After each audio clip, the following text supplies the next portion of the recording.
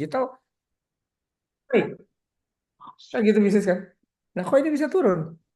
Nah, sekarang pertanyaan saya buat teman-teman yang hadir di sini, silahkan dijawab. Yang menjawab pertanyaan akan saya kasih hadiah e-book gratis dari saya yang membahas tentang bagaimana membangun bisnis media sosial bisa dicuan. Saya ada bukunya, saya akan berikan. Yang mau menjawab kenapa bisa begini. True Pastry, bisnis yang berkembang, sudah di awal-awal kemudian mereka 2024 membangun dengan digitalnya, kok tapi malah penjualannya nggak menaik, tapi malah menurun. Ayo bisa jawab. Ayo, kita mulai dengan studi kasus dulu. Apa yang terjadi dengan ini? Menurut teman-teman.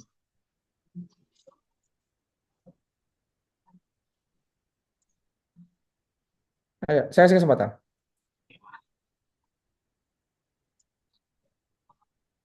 Ini mahasiswa ya, Mbak. Berarti ini tingkatnya mahasiswa ya, Mbak Aulia ya. Mahasiswa-mahasiswa ya, mahasiswa dan mahasiswi. Halo? Ya, mahasiswa, Kak. Ya, mahasiswa-mahasiswi. Artinya eh, seru nih kalau saya ajak dialog. Ini sudah muncul kan, layar yang di monitor saya sudah muncul ya sini ya. Oke, gimana?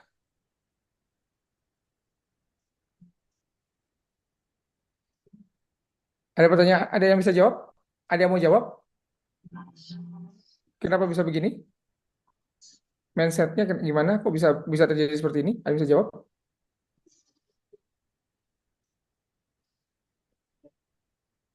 Ini ada banyak, nggak ada yang berani jawab nih. Terus nih, Mbak Isti ada Kak Wahyuni, ada Kak Rahma, ada Kak Nanda. Ayo, ada yang berani jawab?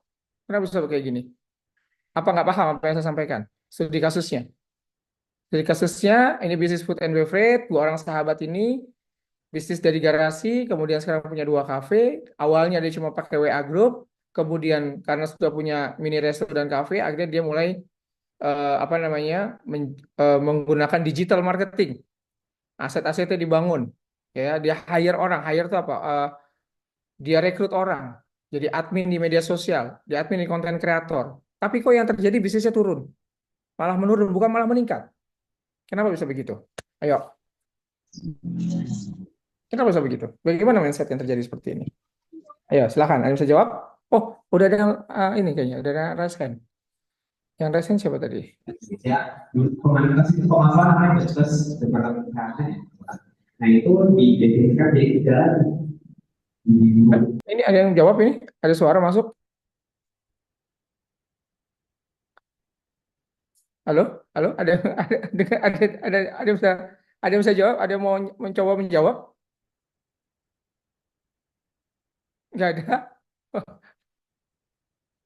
Saya tipe orang yang biasa untuk mengajarkan sesuatu interaktif. Jadi saya minta teman-teman untuk berani menjawab gitu ya. Karena mungkin eh, nggak paham Kak. Oke. Nggak pahamnya di mana? Kenapa bisa turun? Nggak pahamnya di mana? Kenapa bisa turun? Jadi nggak sama sekali nggak ngerti. Oke, berarti ini yang perlu dibangun mindsetnya. Selalu kalau kita bicara tentang mindset, maka harus berpikir bahwa kalau kita pakai tools harusnya naik. Tapi kenyataan di lapangan tidak seperti itu.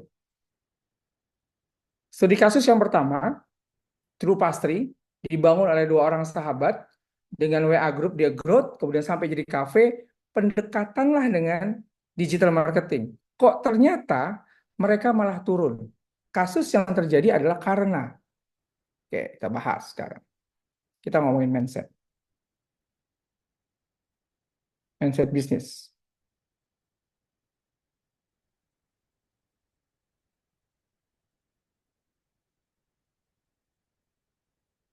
Yang terjadi adalah normatifnya, ini kita bicara normatif. Normatifnya adalah kalau misalnya kita punya skill dibantu oleh tools, harusnya bisnis itu boom. Itu logika berpikir. Logikanya begitu.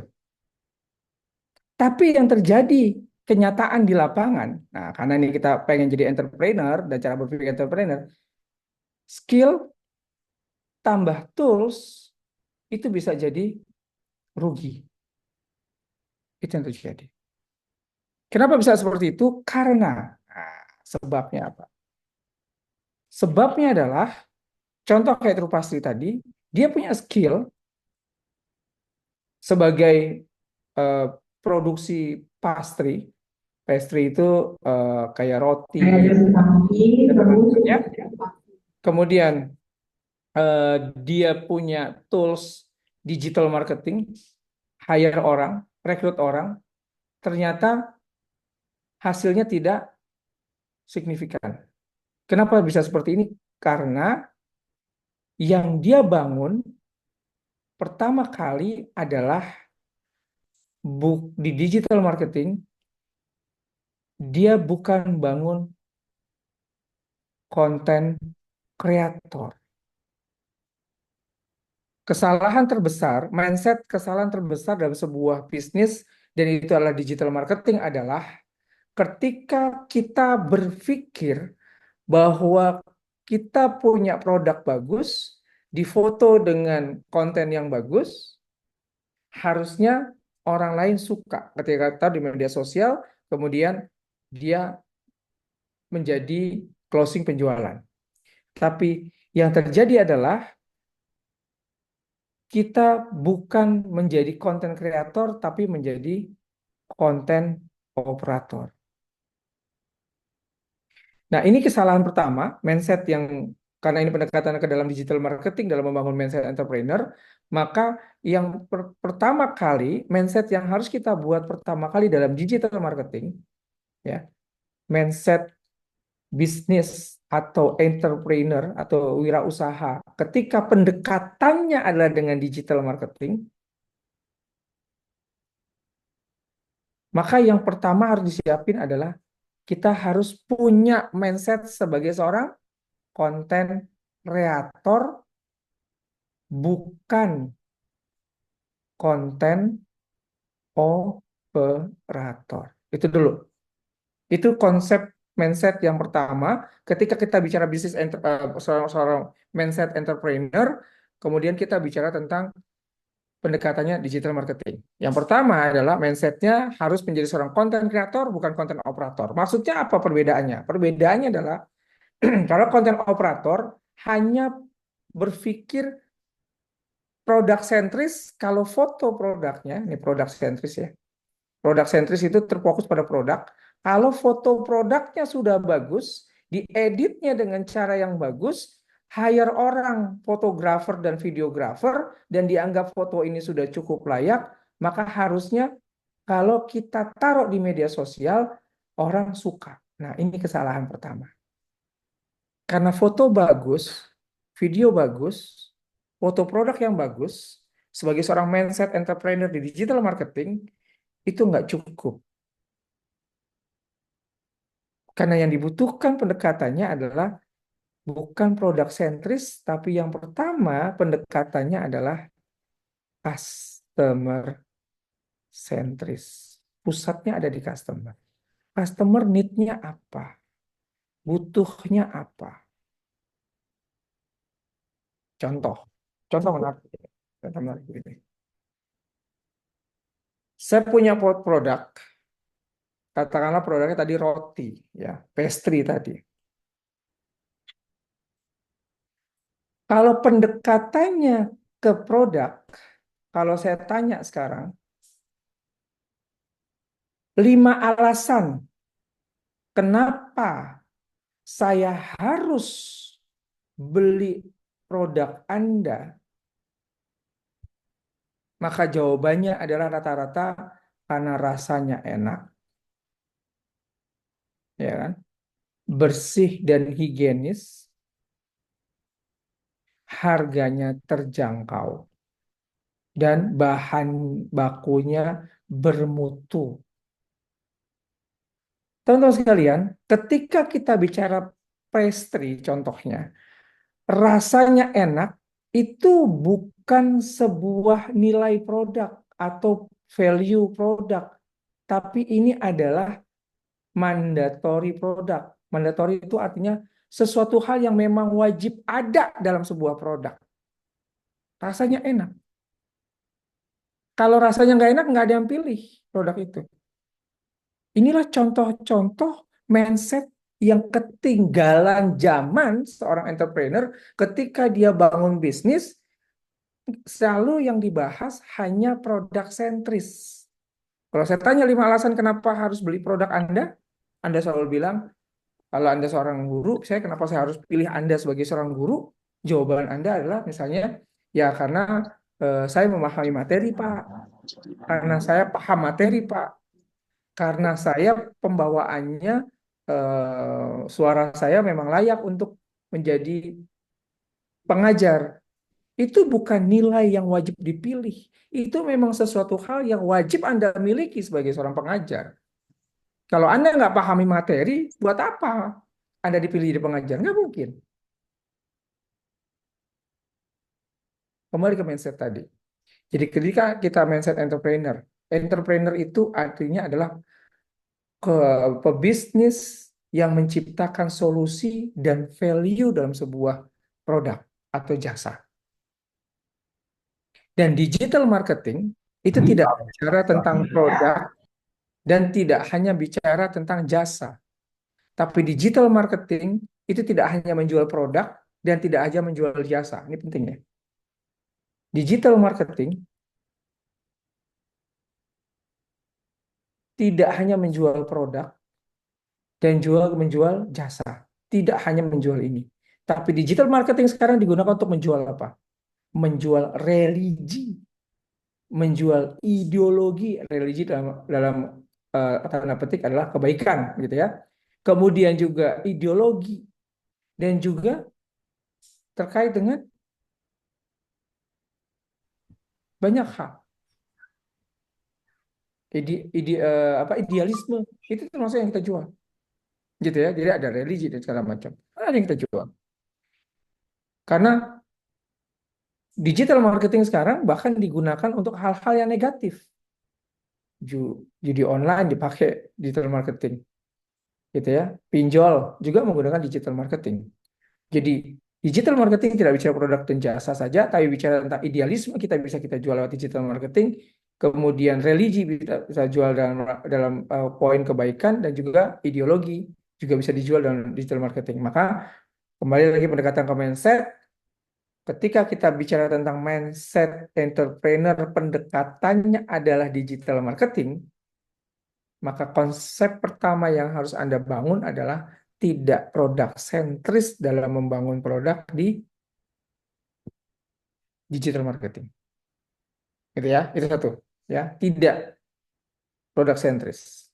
Jadi kalau ditanya 5 alasan, bukan ini. Tapi ketika kita bicara tentang produk 5 alasan, kenapa saya harus beli produk Anda, maka pendekatan yang pertama adalah pendekatan customer, need-nya apa. Yang kedua adalah kita bangun persepsinya. Contohnya adalah di sini pastry cocok untuk anak kantoran ketika lagi break time. Nah, saya gitu ya. Jadi pendekatannya itu ke need, atau pastry dibutuhkan buat kita yang lagi santai. Nah, itu pendekatannya kepada kebutuhan customer. Atau persepsi dibangun dengan cara apa? Artis aja makan pastry ini, yang lainnya kenapa enggak? Makanya ketika bicara persepsi dibutuhkanlah testimoni, dan testimoni itu membutuhkan influencer. Nah, di sini ini yang disebut dengan marketing 1.0, yang ini adalah 2.0, yang ini marketing 3.0. Mindset berpikir dulu soal pebisnis ketika pendekatannya digital marketing. Gitu ya. Jadi itu yang pertama saya ingin sampaikan. Kita harus tahu dulu bahwa yang terjadi dengan tadi studi kasus yang saya sampaikan, kenapa dia decline dalam penjualan, turun dalam penjualan, bahkan padahal dia sudah menggunakan digital marketing, karena mindset yang pertama kali dia bangun adalah lebih fokus digital marketing kontennya di produk sentris, bukan di customer need, bukan di persepsi produknya yang dibangun. Oke, gitu ya. Itu satu. Ya, itu poin pertama. Selanjutnya, teman-teman sekalian, saya ingin menyampaikan sebelum kita mulai ke materi selanjutnya, ada satu buku bagus yang ingin saya sampaikan ke teman-teman. Bukunya Scott Galloway, yaitu The Four. Ini buku cakep banget sih menurut saya. Karena buku ini menjelaskan tentang DNA tersembunyinya Amazon, Apple, Facebook, dan Google. Jadi eh, bagaimana Amazon, Apple, dan Facebook Amazon, Apple, Facebook, dan Google ini bisa menjadi besar seperti sekarang. Dan dalam buku ini Scott Galloway menyampaikan secara implisit ya bahwa ada DNA atau ada hidden DNA yang dimiliki oleh mereka yang bisa jadi itu bisa kita pelajari. Ada beberapa poin di buku ini yang menjadi catatan buat kita untuk membangun sebuah mindset entrepreneur. Yang pertama adalah empat-empatnya, once itu Amazon, Apple, Facebook, maupun Google, empat-empatnya itu semuanya dibangun dari garasi rumah dan kamar kos-kosan mereka. Nggak ada dari empat ini yang dibangun langsung dari kantor yang besar gitu. Mereka punya kantor besar dengan segala macam, nggak ada. Semua berawal dari garasi rumah dan kamar kos-kosan. Itu dulu. Dan mereka bilang di poin ini adalah ketika nanti Anda mahasiswa, mahasiswi saat ini ditanya mau jadi apa nanti? Ya, saya pengen jadi entrepreneur. Sebesar apa entrepreneur yang akan Anda miliki? Ketika Anda bilang adalah ya yang penting bisa buat kehidupan kita dan segala macam, buat keluarga, buat kehidupan saya cukuplah sebagai seorang entrepreneur. Maka menurut mereka, menurut the buku The Four ini, hati-hati dengan ucapan Anda. Maka itulah yang akan termindset di otak Anda dan selevel itulah Anda nanti jadinya. Jadi mereka bilang garasi rumah dan kos-kosan itu bukan aib untuk membangun sebuah bisnis, tapi aib adalah bukan dari sarananya, bukan dari equipmentnya, tapi aib bisnis adalah dari cara berpikirnya. Yang dia tanpa sengaja merendahkan dirinya sendiri. Kalau ditanya bisnisnya mau sebesar apa, yang penting cukup buat makan, yang penting cukuplah buat kita hidup, yang penting bisa punya rumah dan mobil aja cukup. Maka disitulah dia bilang aib bisnis terjadi. Cara berpikir, mindset. Gitu ya. Sekali lagi, The Four bilang, sarana Anda memulai bisnis bukan aib dalam bisnis. Gitu ya. Once Anda pakai garasi rumah dulu, once Anda cuma pakai sepeda dulu, jualannya atau segala macam, itu bukan aib. Tapi mindset Anda ketika Anda hanya membatasi goal bisnis Anda, itu adalah aib bisnis, aib mindset bisnis Anda. Yang kedua, empat-empatnya ini, Amazon, Apple, Facebook, dan Google, itu dibangun dari orang-orang yang rata-rata tidak lulus kuliah. Kuliah, mereka nggak tahan, keluar, bangun bisnis. Kuliah, kelamaan, banyak teori, dia keluar bangun bisnis. Tapi saya tidak dalam rangka mengajak hal itu ya, bukan ya. Ini kita bicara tentang buku ini. Karena dia katakan bahwa mindset pebisnis adalah selain tadi harus menjaga IP pebisnis tadi ya, mindset digitalnya dibatasi tadi, ada namanya istilahnya mental block dalam cara melihat goal target.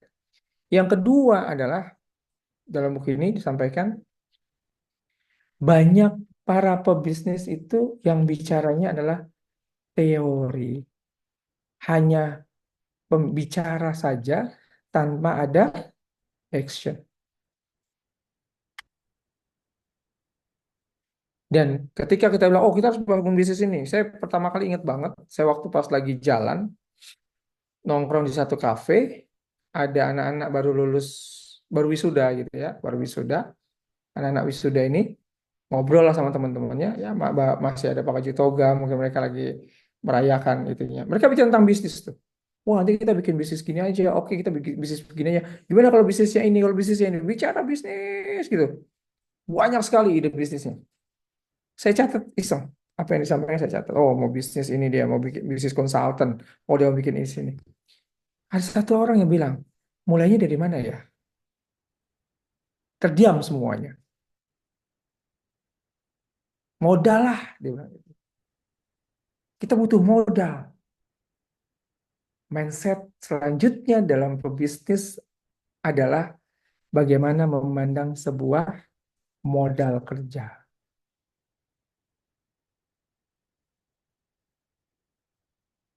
Aib pebisnis yang ketiga adalah selain yang pertama tadi bicara tentang bagaimana mereka hanya membatasi mental block atau goal target bisnis mereka. Yang kedua adalah only theory tapi action dan nggak punya drill down mau ngapain. Ya, mau ngapain nih kita setelah itu? Terdiam semua. Karena dalam bisnis itu ada namanya ide besar, kemudian Anda harus melakukan drill down activity. Dari drill activity, Anda harus bikin yang namanya masing-masing Gantt chart business activity. Contohnya seperti apa? Contoh, ide besar kita mau bikin konsultan. Yuk kita bikin klinik lah, sederhana. Yuk kita bikin klinik. Klinik apa? Klinik kecantikan kah? Klinik gigi kah? Atau klinik eh, apa namanya Pratama kah? Atau apalah klinik. Oke. Wah, oke nih. Oke, kita punya semua potensinya gitu ya. Oke. Kemudian harus ada drill down activity. Klinik ini butuh apa? Butuh tempat. Oke, tempat kita udah punya. Butuh apa? Butuh izin. Bagaimana mengurus izinnya? Yang ketiga, harus ada furniture yang harus disiapin. Gimana cara bangun furniturnya? Yang keempat, gimana caranya membangun alat-alatnya? Kan itu ada drill down activity. Setelah itu, setiap drill down activity ini, Anda harus bikin gancak bisnis activity-nya. Untuk tempat, harus diapain? Udah cukup dengan begini aja tempatnya. Harus ada gan bisnis activity. Tempatnya harus dicat, tempatnya harus diperbaiki, harus dibangun begini. Jangan terlalu mahal biayanya, tapi ini segala macam. Yang kedua, izin. Gimana gancap bisnis activity untuk izin? Mulai dari mana? Siapa yang ngurus? Berapa lama? Timeline dan lain-lain. Itu mindset yang kedua yang harus kita kita bangun dalam sebuah bisnis mindset entrepreneur. Ini kita masih bicara tentang buku ini. Kemudian yang ketiga, ya kan, terkait sama furniture-nya seperti apa. Yang keempat, alat-alatnya seperti apa.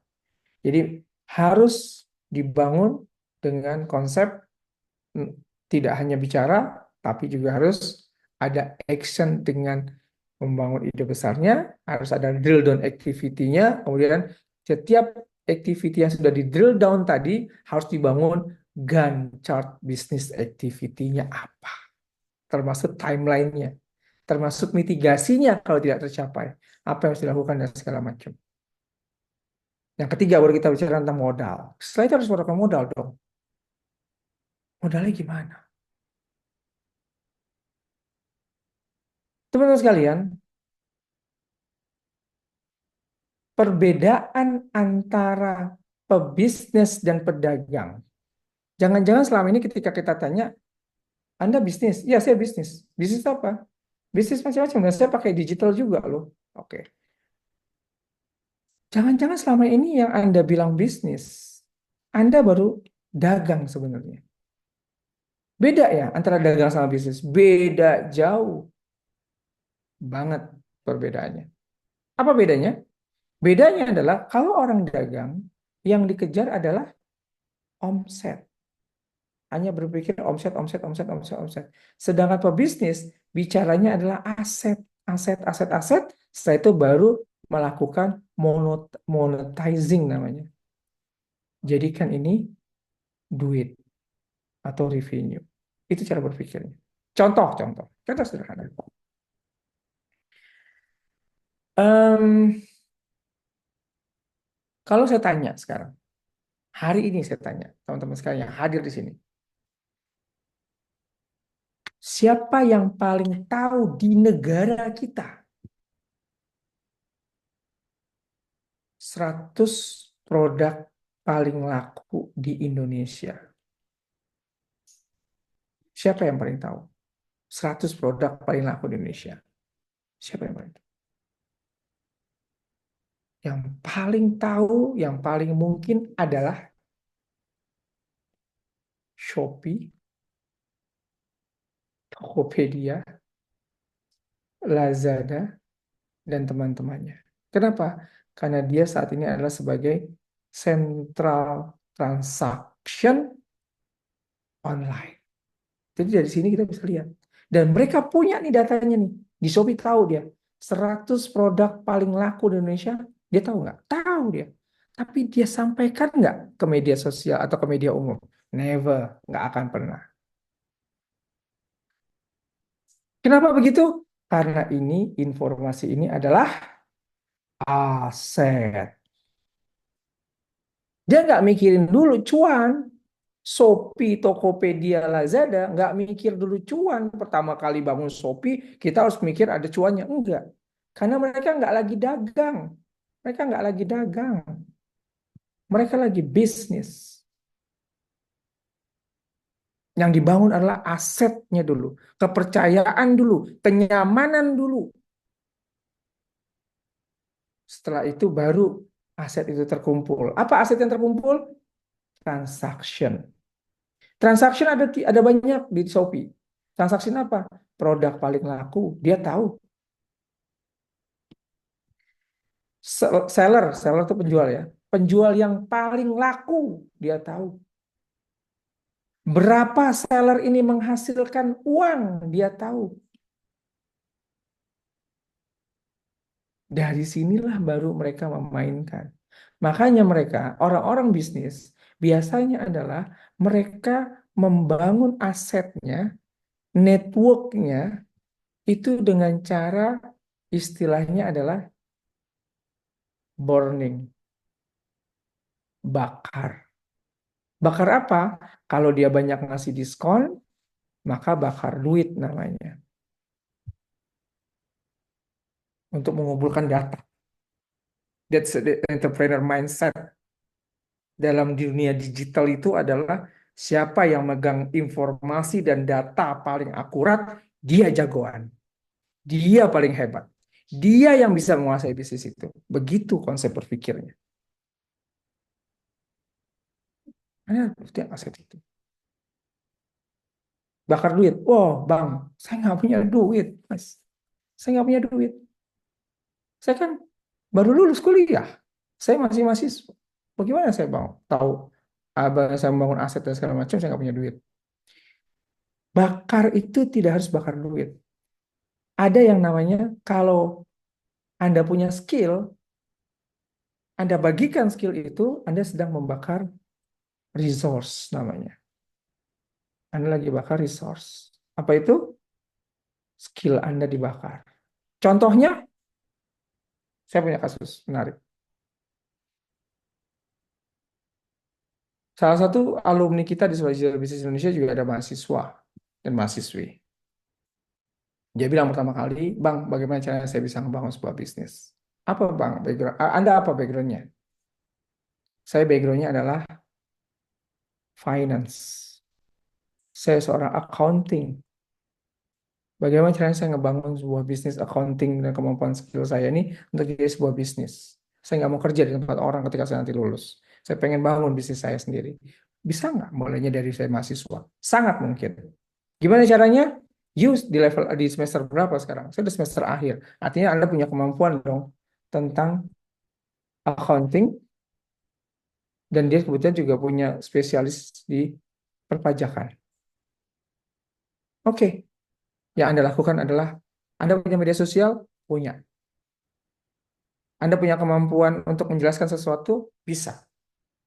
Saya cukup pede, Bang. Oke, kalau gitu Anda bikin konten yang nggak bicara tentang duit, tapi bicaralah tentang bahwa Anda mampu di bidang accounting dan permasalahannya, dan juga perpajakan serta permasalahannya. Anda bisa sampaikan itu di media sosial. Nggak jualan dulu, sampaikan dulu. Agar terbentuklah mindset persepsi bahwa Anda adalah orang yang punya kemampuan bagus di accounting, punya kemampuan bagus di perpajakan, walaupun usia Anda masih muda. Image itu dibangun. Itulah the power of digital. Dan itulah konsep mindsetnya entrepreneur, pendekatan dengan digital. Tools itu di depan mata dimanfaatkan. Maka yang dia bakar di sini bukan duit. Yang dia bakar adalah skill. Dia ceritain tuh kemampuan dia. Dia bakar di sini. Rugi nggak dia menjelaskan ilmu dia kepada halayak ramai? Nggak rugi. Karena sesungguhnya dia sedang membangun network dan image personal branding dia, bahwa dia sedang mencari aset yang cocok buat saya siapa.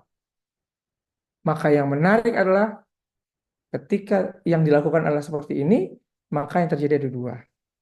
Tiba-tiba dia ada perusahaan yang datang ke dia menawarkan DM, Kak, boleh nggak siapkan CV-nya kirim ke kita, kita mau interview kakak. Bayangin. Satu. Yang kedua, ternyata ada beberapa orang, ada beberapa konsultan yang juga mengajak kerja sama dia, mau nggak kamu bantu saya? Saya punya beberapa project. This is the mindset entrepreneur, pendekatan dalam memanfaatkan sebuah the power of digital. Jadi terlalu naif kalau kita bicara modal itu harus duit. Karena sebetulnya modal yang paling besar ada di diri kita adalah skill kita, kemampuan kepercayaan diri kita, dan handphone kita. Kita punya akun digital, kita punya akun Facebook, kita punya akun IG, kita punya akun TikTok, kita punya LinkedIn misalnya, LinkedIn ya. Kemudian kita punya yang lain. Dan sangat-sangat rugi besar kalau Facebook, IG, TikTok Anda hanya untuk hahaha tanpa menghasilkan value apa-apa dalam membangun aset Anda. Salah nggak? Nggak ada yang salah ketika Anda memanfaatkan ini untuk kepentingan hiburan Anda. Nggak ada yang salah. Tapi yang menjadi ketika pendekatannya adalah mindset pebisnis dan entrepreneur pendekatannya dan berhubungan dengan digital marketing, maka menjadi aib besar kalau Facebook Anda, IG Anda, TikTok Anda tidak menghasilkan value buat diri Anda dan tidak menghasilkan apa-apa. Tidak ada aset yang Anda bangun, tidak ada network yang Anda bangun. Ini kesalahan terbesar. Ini aib kalau bahasa saya bilang. Secara kasar, kita bilang kebodohan digital yang dilakukan oleh kita. Kembali lagi ke buku tadi, ini masih bicara tadi buku tadi, menarik ya, karena nama ini saya suka, karena cukup bagus bahasanya. Artinya dia bilang bahwa dunia saat ini tidak berpihak kepada yang besar. Akhirnya pada buku ini dia kasih conclusionnya, resume-nya bahwa dunia saat ini tidak berpihak kepada mereka yang besar, tapi kepada mereka yang cepat berani beradaptasi lingkungan dan situasi. Dan yang menarik, bisnis di buku ini ada sebuah penjelasan di sebuah seminar yang sempat membahas buku ini. Dia bilang bahwa kalau Anda memilih menjadi entrepreneur, mindset Anda dalam melihat waktu apa? Apa mindsetnya? Oh, kita harus disiplin, Pak, dalam waktu. Harus bisa memanfaatkan benar-benar waktu. Tahu kapan waktu kerja, tahu kapan waktu istirahat, kapan tahu waktu hangout. Wah, gitu ya. Maka beberapa pebisnis mengatakan, yang bicara tentang salah satunya The Ford mengatakan bahwa disiplin itu tidak dibutuhkan oleh orang yang ingin membangun bisnis. Orang bisnis nggak perlu disiplin. Yang dibutuhkan oleh dia adalah over. disiplin. Berangkat paling pagi, pulang paling malam. Itu lebih pebisnis. Oh, kalau gitu kita kerja rodi dong. Bukan.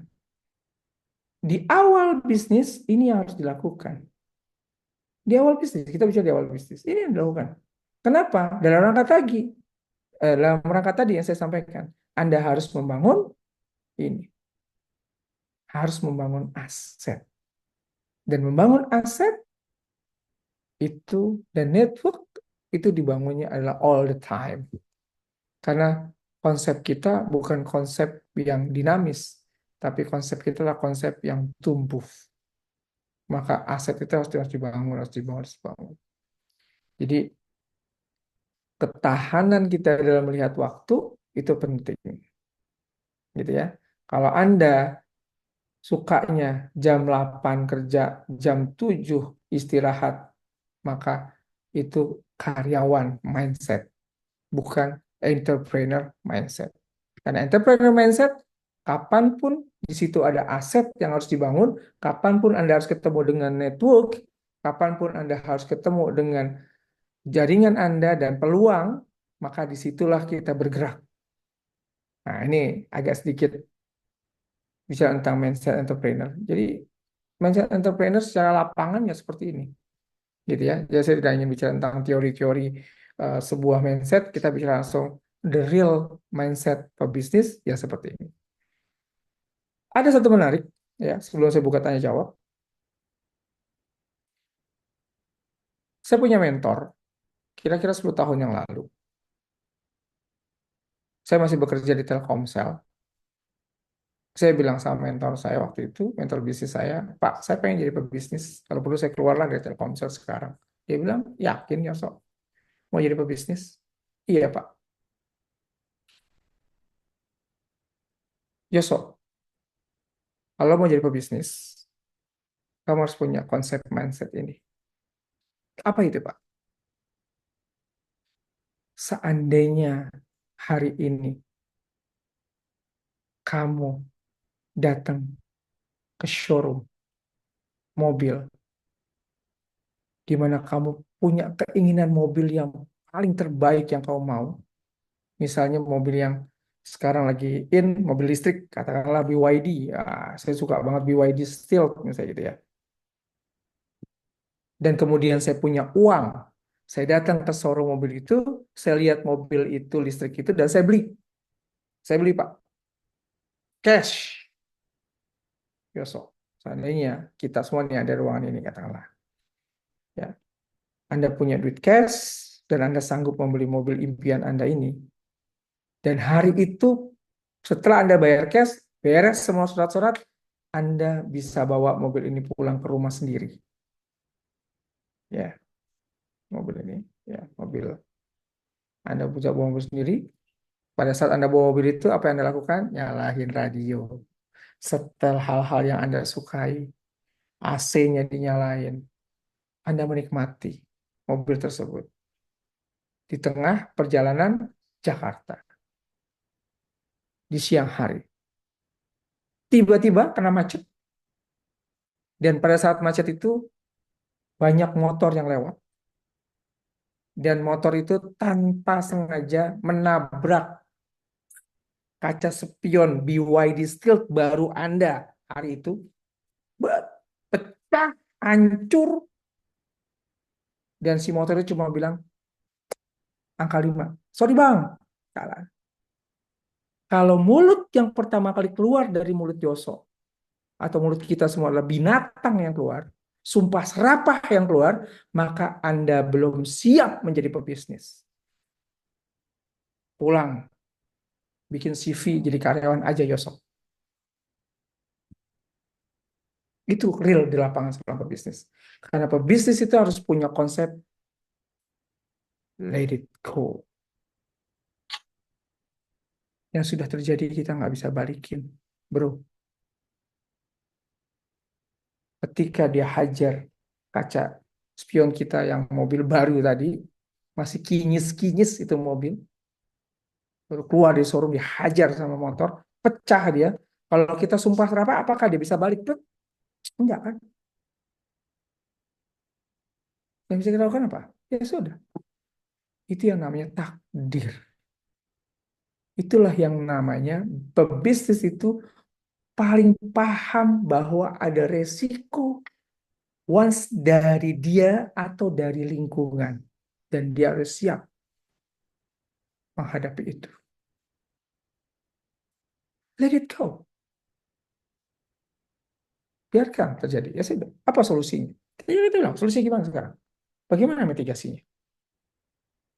Berapa banyak orang bisnis ditipu sama temannya, bahkan ditipu dengan sahabatnya, bahkan yang nipu saudaranya pun ada. Let it go. That's a mindset entrepreneur.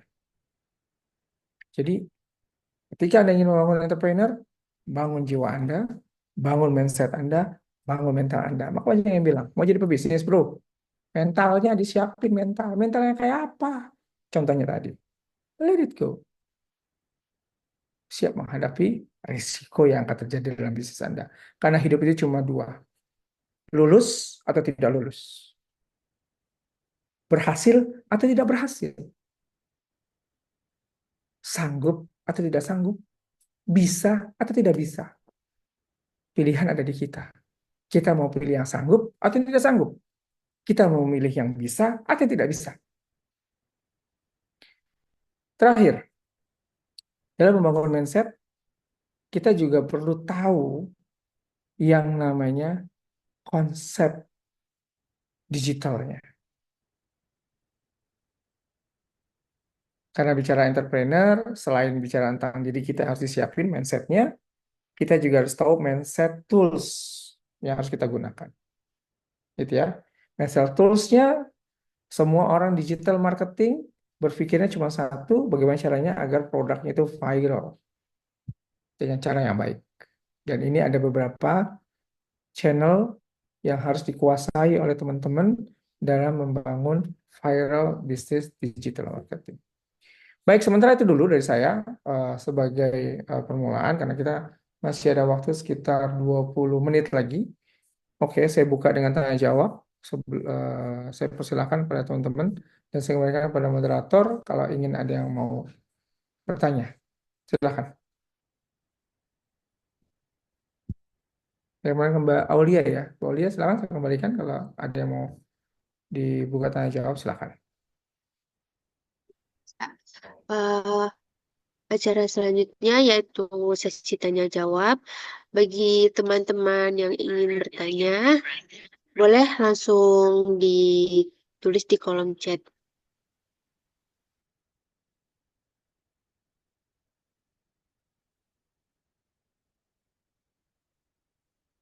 Ini bagusnya ada yang jawab nih. Mungkin strategi masalahnya kurang menarik ya kemarin ya tadi ya. Mungkin kurang inovasi Kak. Oke, tolong dicatat ya. Insan Kamila dengan siapa ini? Kak Aulia ada di chat ada yang jawab nih Kak. Mungkin strategi masalahnya kurang menarik Kakak. Oke, tadi saya belum baca nih. Oke, ada Insan Kamila sama dong dicatat. Ini yang pakai huruf Arab apa ya? Di saya kecil banget, nggak kelihatan cuma tulisan garis. Tolong itu nanti dicatat. Saya akan kasih hadiah ya buat dua kakak ini. Oke. Ada yang mau bertanya? Silakan.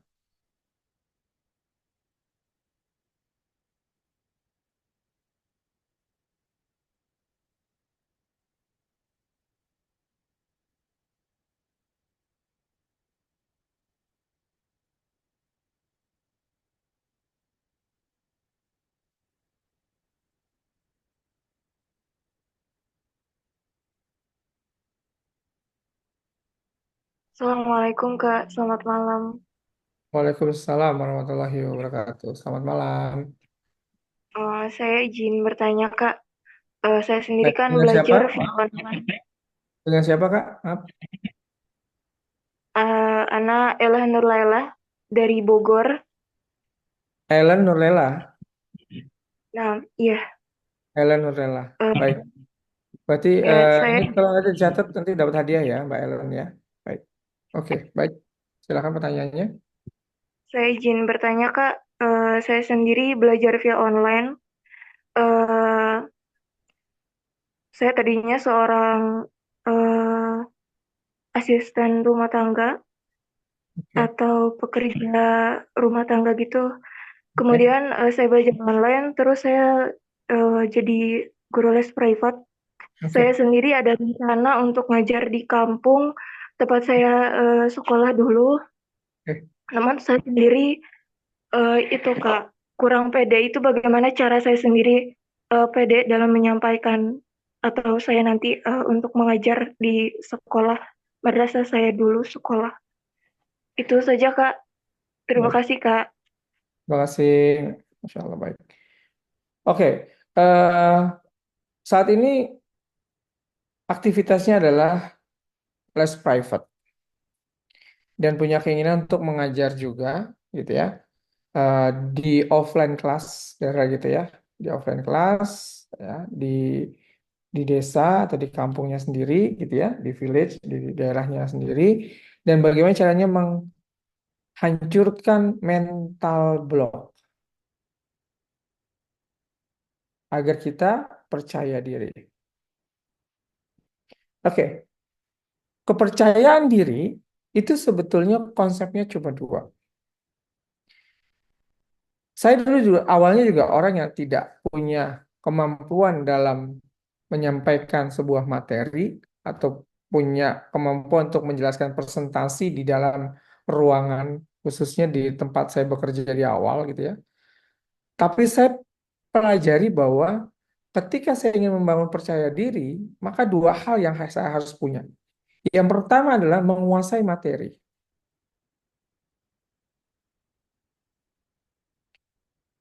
termasuk menguasai audiens.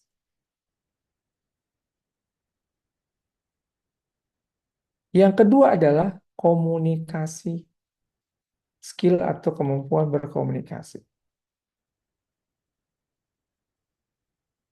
Masalahnya adalah kemampuan komunikasi ini yang jadi PR buat saya. Nah, itu ya.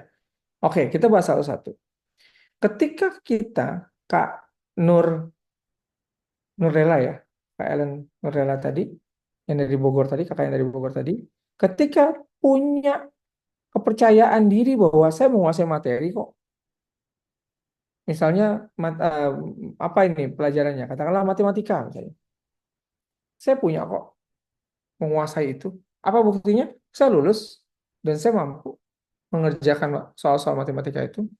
Cuma permasalahannya bagaimana cara menyampaikan apa yang kita mampu kepada orang lain. Dan disitulah butuh komunikasi atau communication skill.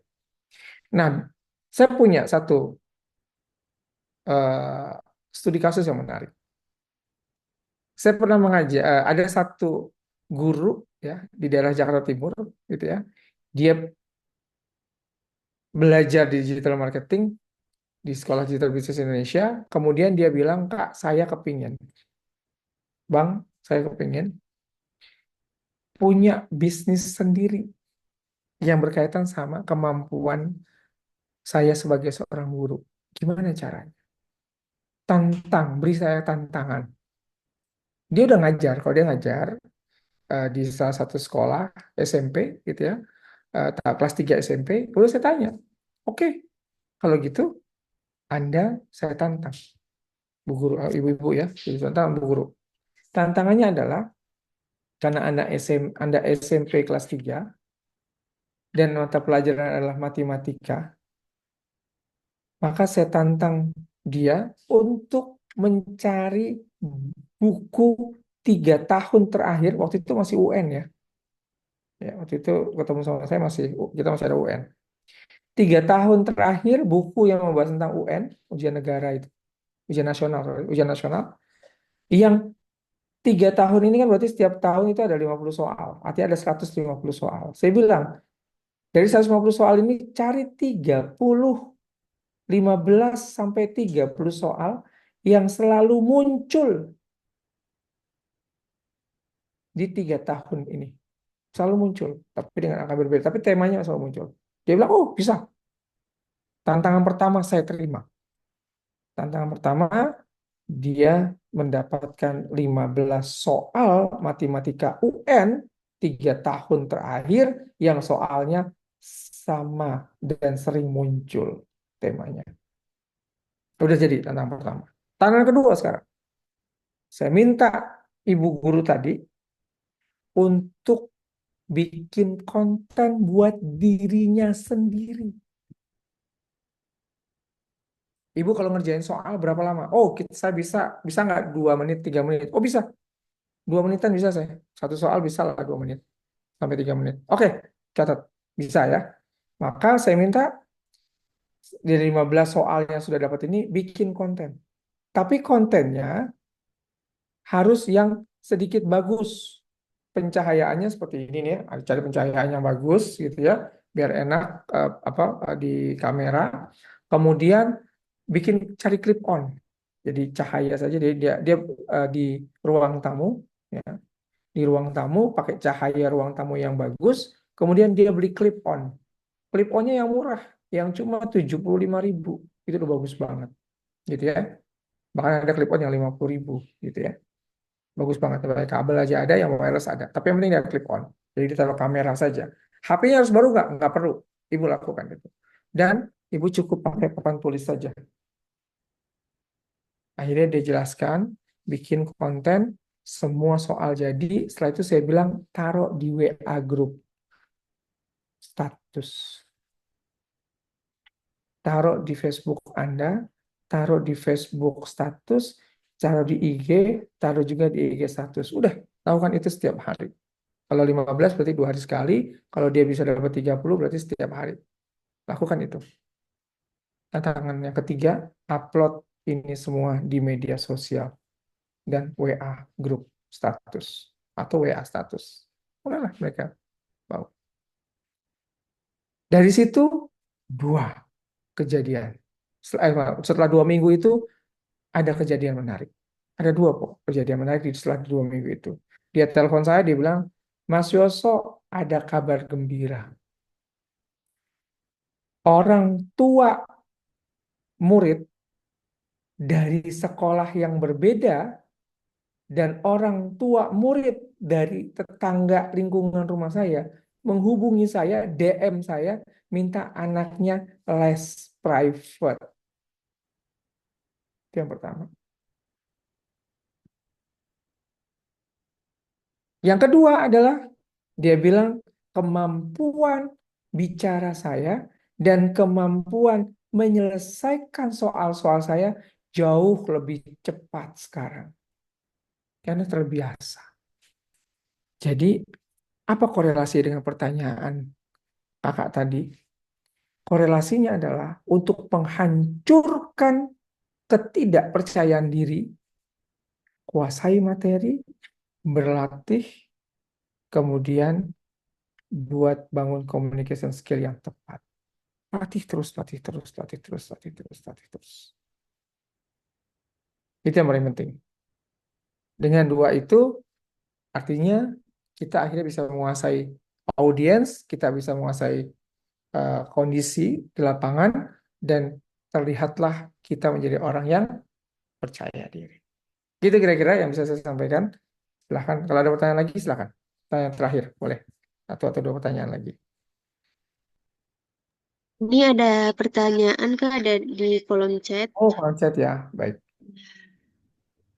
Oke, saya Rahma, saya mahasiswa Fakultas Pendidikan Agama Islam ya Pak ya Prodi. Oke, apakah kami yang jurusan ini bisa membangun mindset bahwa kami bisa membangun bisnis seperti apa? Karena langkah hanya kemasalan materi bersangkutan jurusan Pendidikan Agama Islam, terkadang cara dan arah untuk membangun itu bagaimana padahal keinginan dalam diri selalu ada. Terima kasih Kak. Baik, ini pertanyaan hampir sama ketika saya di Belitung. Ketika saya seminar di Belitung, tiba-tiba ada yang angkat tangan. Mas Yoso, saya mau tanya. Mas Yoso bicara tentang bisnis, mindset seorang pebisnis. Saya ini PNS, Mas. Saya PNS. Saya ASN. Dia bilang itu. Saya nggak ada yang bisa saya jual. Apa yang saya jual di ASN? Saya nggak bisa. Saya terbentur oleh aturan yang tidak boleh menjual bisnis atau segala macam. Saya punya. Apa yang harus saya lakukan? Jadi fungsi belajar sama Mas Yos ini nggak ada. Nggak ada. Nggak berfungsi buat saya seorang ASN. Oke, saya jawab begini. Pebisnis itu ketika bicara mindset, artinya cara berpikir bisnis. Cara berpikir seorang pebisnis itu adalah menjual. Ketika kita menjual sesuatu, seperti saya katakan tadi, seorang pebisnis atau mindset pebisnis tidak hanya bicara tentang jual produk dan jual jasa. Dia juga bisa jual dirinya dengan quote of quote tanda petik kemampuan dia. Ketika Anda seorang ASN, Anda perlu nggak jiwa pebisnis? Perlu. Di sisi apa? Di sisi menjual skill Anda kepada atasan Anda, menjual skill Anda kepada bawahan Anda, menjual skill Anda kepada orang di sekitar Anda, menunjukkan bahwa Anda jago di bidang itu. Apa korelasi dengan pertanyaan tadi? Ketika kita membatasi apa yang bisa saya lakukan, saya kan cuma seorang pendidik agama Islam. Bagaimana cara saya membangun? Maka yang harus dibangun adalah tadi apa mindset bisnisnya, yaitu konsep menjual kemampuan kita. Buktikan bahwa kita mampu di pendidikan agama Islam spesifik di jurusan yang kita miliki saat ini. Tunjukkan itu. Dengan cara apa? Anda punya media sosial. Tunjukkan di media sosial bahwa Anda mampu itu. Bahas tentang apa yang Anda miliki di situ. Tidak harus pakai video. Tidak harus kelihatan wajah Anda kalau Anda nggak suka. Kalau Anda nggak mau. Bisa pakai voice over. Kalau voice over Anda juga nggak pede dengan suara Anda saat ini, Anda butuh latihan dulu, maka dengan tulis. Tapi paling tidak Anda harus tunjukkan jual diri Anda dalam quote of quote kemampuan Anda di channel media sosial yang Anda miliki. Ketika saya dulu awal menjadi staff di salah satu perusahaan, saya harus menjual diri saya pada saat saya presentasi. Saya harus jual diri saya pada saat saya menyampaikan, menjelaskan sesuatu. Saya harus belajar di situ. Saya harus menguasai materi presentasi, saya harus menguasai pekerjaan saya harus tahu produk knowledge pekerjaan saya harus tahu cara menyampaikan komunikasinya. Pertama kali gagal nggak? Gagal, nggak ada yang sukses. Gagal, gagalnya fatal, fatal, malu. Tinggal sekarang. Tadi, mindsetnya gimana? Anda berhenti di situ atau Anda let it go? Ya udah, yang udah ya sudah. Sekarang saya mau perbaiki lagi. Jadi keinginan besar Anda harus Anda buka lebar-lebar dengan cara saya punya kemampuan di pendidikan agama Islam, khususnya di bidang fikih misalnya, atau di bidang akidah, atau di bidang yang lain, atau sejarah Islam, tunjukkan kemampuan Anda di media yang Anda bisa miliki. Atau pada saat Anda punya kesempatan, Anda bilang, saya coba bisa menjelaskan. Boleh nggak kalau saya menjelaskan? Gitu. Harus berani. Jadi caranya adalah membangun personal branding Anda sesuai dengan core kompetensi atau kemampuan terpenting dalam diri Anda, kemampuan tertinggi dalam diri Anda untuk menyampaikan itu. Gunakan pendekatannya dengan channel digital Anda. Jadi itu sangat memungkinkan. Gitu. Itu salah satu jawaban yang bisa saya sampaikan. Jadi mindsetnya adalah bukan menjual itu harus dengan produk jasa, bukan. Diri kita, mengasah diri kita, dan kita menjual kemampuan kita kepada atasan kita, kepada dosen kita, kepada teman-teman kita, kepada orang di luar sana, itu adalah bagian dari mindset seorang pebisnis. Oke, nama saya Rahma, saya mahasiswa Fakultas Agama Islam, Prodi Pendidikan Agama Islam. Apakah kami di sini bisa membangun mindset? Oh, sama ya ini pertanyaannya ya. Oke, dengan orang yang sama ya. Baik, ada lagi? Waktu kita tinggal 7 menit lagi, setelah saya tutup.